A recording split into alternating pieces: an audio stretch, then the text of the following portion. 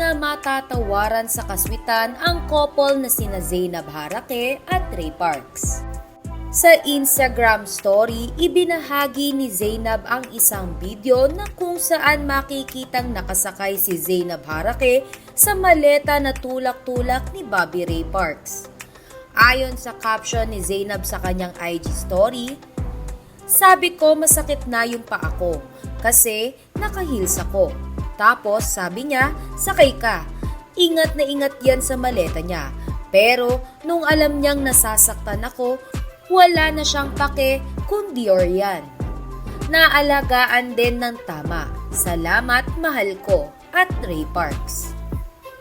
Matapos ngang ibahagi ni Zainab ang nakakakilig na ginawa na ito ni Ray Parks sa kanya, ay kaagad itong nirestory ni Ray Parks at nilagyan ng caption na, "Priority kita, mahal ko."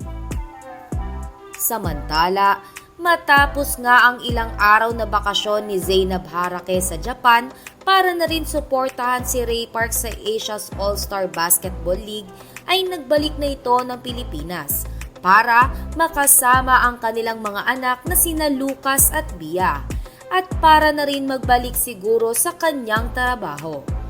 Hiling naman ng mga tagahanga ng dalawa na sana ay sa susunod na magbakasyon si Zainab sa bansang Japan ay maisama na nito ang kanyang mga anak nang sa gayon ay makasama rin nila at makabanding ang kanilang Daddy Ray.